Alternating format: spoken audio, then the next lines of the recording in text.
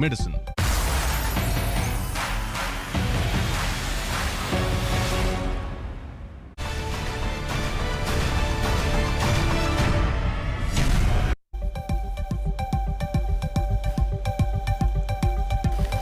नमस्कार, आप देख रहे हैं आज तक। आपके साथ मैं हूं सईद अंसारी। आज हम बात करेंगे अयोध्या की, उस अयोध्या की जहां भव्य श्री राम मंदिर के निर्माण का काम बहुत तेजी से चल रहा है, जिसके विकास का ब्लूप्रिंट बीजेपी ने तैयार कर लिया है और इसकी समीक्षा बैठक प्रधानमंत्री नरेंद्र मोदी ने कर ली। इस बैठक में उत्तर प्रदेश के मुख्यमंत्री योगी आदित्यनाथ समेत कई मंत्री, नेता, बड़े अधिकारी शामिल हुए। उद्देश्य बिल्कुल साफ है, अयोध्या को विकास का केंद्र बनाकर बीजेपी उत्तर प्रदेश में 2022 की अपनी नैया पार करना चाहती है। इस बीच बीजेपी के अध्यक्ष जेपी नड्डा ने भी दिल्ली में केंद्रीय पदाधिकारियों और केंद्रीय मंत्रियों के साथ बैठक की है। साथ ही साथ जेपी नड्डा ने बीजेपी महासचिवों के साथ भी रणनीति बना ली है। मतलब यह हुआ कि उत्तर प्रदेश चुनाव के लिए बीजेपी ने हल्ला बोल दिया है, फोकस सिर्फ अयोध्या पर है। विराट भव्य अयोध्या के जरिए बीजेपी ऐसा अभेद्य किला तैयार करना चाहती है जिसकी काट कांग्रेस, समाजवादी, बहुजन या विपक्ष के पास बिल्कुल ना हो। लेकिन सबसे बड़ा सवाल यही है कि क्या अयोध्या मॉडल के द्वारा बीजेपी को मिलेगी 2022 विधानसभा चुनाव में जीत? क्या अयोध्या के रास्ते ही लखनऊ जीत की तैयारी में जुट गई है बीजेपी? क्या राम जी करेंगे बीजेपी का बेड़ा पार? सवाल कई सारे हैं जिनके जवाब आज बहस में हम तलाशेंगे। बहुत सारे विभिन्न राजनीतिक दलों के नेता, प्रवक्ता, मेहमान हमारे साथ मौजूद हैं, लेकिन उससे पहले देखिए हमारी ये विशेष रिपोर्ट।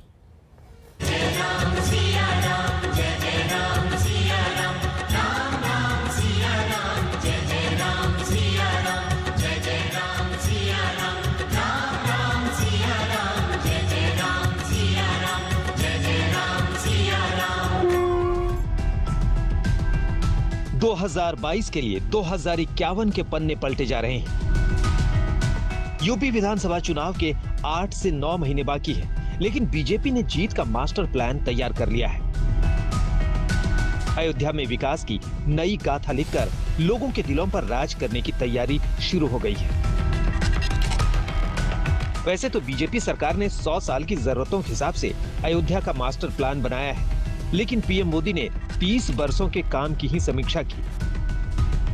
इस समीक्षा बैठक में यूपी के सीएम, डिप्टी सीएम समेत कई दिग्गज नेता और आला अधिकारी शामिल हुए।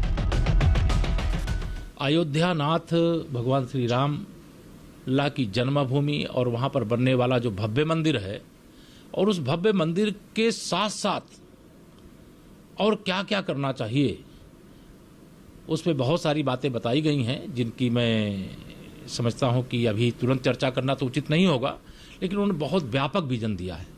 अयोध्या केवल बड़े बुजुर्गों के लिए दर्शन करने का स्थान ना बने, बल्कि नई पीढ़ी के लिए भी अयोध्या आकर्षण का केंद्र बने। इस बात को ध्यान में रख करके जो आज का मार्गदर्शन रहा है। अयोध्या आंदोलन बीजेपी की रगों में बहता रहा है। आडवाणी की रथ यात्रा ने बीजेपी को शून्य से शिखर तक पहुंचाने में मील के पत्थर का काम किया। राम मंदिर का रास्ता साफ हो गया तो इस बार बीजेपी ने मेगा विकास का रास्ता तय करने का मन बनाया है। यूपी की कुर्सी तक फिर पहुंचने के लिए अयोध्या के रास्ते जाने की तैयारी है। यही वजह है कि अद्भुत, अकल्पनीय, अलौकिक अयोध्या का पूरा ताना बाना तैयार कर लिया गया है। योगी सरकार ने इस विजन डॉक्यूमेंट को पीएम मोदी के सामने रखा, जिसके तहत अयोध्या को वैदिक नगर के रूप में विकसित करने की तैयारी है। अयोध्या को तीर्थ नगरी के तौर पर विकसित करने का प्लान है। अयोध्या को हेरिटेज सिटी के तौर पर विकसित करने का खाका है। समरस अयोध्या, स्मार्ट अयोध्या बनाने के लिए डॉक्यूमेंट तैयार किया गया है। अयोध्या का विकास पीएम मोदी के दिल में बसता है। वो चाहते हैं कि आस्था, सनातन परंपरा के साथ साथ आधुनिकता का भी समावेश हो। अयोध्या दुनिया में पर्यटन केंद्र के तौर पर विकसित हो। इसलिए जब उन्होंने राम मंदिर के शिलान्यास की नींव रखी, तभी इन बातों को साफ कर दिया था। इस मंदिर के बनने के बाद अयोध्या की सिर्फ भव्यता ही नहीं बढ़ेगी, इस क्षेत्र का पूरा अर्थतंत्र भी बदल जाएगा। यहां हर क्षेत्र में नए अवसर बनेंगे, हर क्षेत्र में अवसर बढ़ेंगे। सोचिए, पूरी दुनिया से लोग यहां आएंगे। तैयारी 2022 यूपी विधानसभा चुनाव को लेकर हो रही है, लेकिन बीजेपी के सामने कई फ्रंट खुल गए हैं। समस्याओं का अंबार है जिसे विपक्ष भुनाने में कोई कसर नहीं छोड़ेगी। ताजा मामला तो अयोध्या में राम मंदिर के लिए जमीन खरीद में घोटाले का आरोप ही है। इसके बाद राजभर की पार्टी भी बीजेपी के लिए मुसीबत पैदा कर सकती है। वहीं निषाद पार्टी ने तो डिप्टी सीएम की कुर्सी मांग ली है। साथ ही कोरोना काल में प्रयागराज और दूसरी जगहों से आने वाली तस्वीरों ने भी योगी सरकार की खूब फजीहत करवाई। अंतिम संस्कार को लेकर सवाल उठे। भले ही योगी के चेहरे पर ही मुहर लगी है, लेकिन पार्टी को भीतरघात का भी सामना करना पड़ सकता है। वहीं अगर किसान आंदोलन की आंच चुनाव तक सुलगती रही तो खासकर पश्चिमी उत्तर प्रदेश में बीजेपी की मुश्किलें बढ़ा सकती है। ये समय वो है कि जब भारतीय जनता पार्टी को पलट करके अपने संकल्प पथ को देखना चाहिए और जनता को ये बताएं कि किसानों की आय दोगुनी करने के लिए क्या किया है। जो हमारा नौजवान बड़े पैमाने पे बेरोजगार है, नौकरी नहीं मिल रही है, आखिरकार उनके लिए क्या किया है।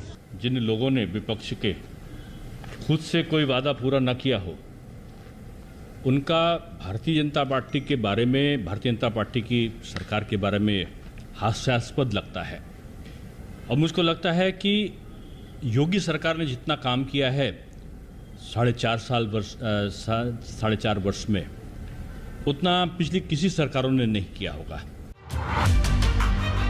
इस बार 300 पार का दावा करने वाली बीजेपी सरकार का कहना है कि लोगों के सामने पिछले विधानसभा चुनाव में जो संकल्प लिया वो पूरा कर लिया गया है, लेकिन इस बार के हालात अलग हैं। लिहाजा अयोध्या का विराट स्वरूप दिखाकर बीजेपी ने नया गेम प्लान बनाया है। बीजेपी इस बात को बखूबी समझती है कि हर एक भारतीय की तमन्ना है कि वो भगवान राम की नगरी अयोध्या का विराट स्वरूप देखे। यही वजह है कि योगी सरकार के लिए न्यू अयोध्या का प्लान बड़ा इम्तिहान है, क्योंकि पीएम मोदी सीधे इससे जुड़े हैं। इसमें कोई शक नहीं कि 2024 से पहले भव्य अयोध्या का सपना काफी हद तक साकार हो जाएगा। यानी विधानसभा चुनाव से लेकर लोकसभा चुनाव का ब्लूप्रिंट विराट और भव्य अयोध्या में ही छुपा है। इटावा से अमित तिवारी, अयोध्या से समर्थ श्रीवास्तव और लखनऊ से कुमार अभिषेक के साथ आज तक ब्यूरो।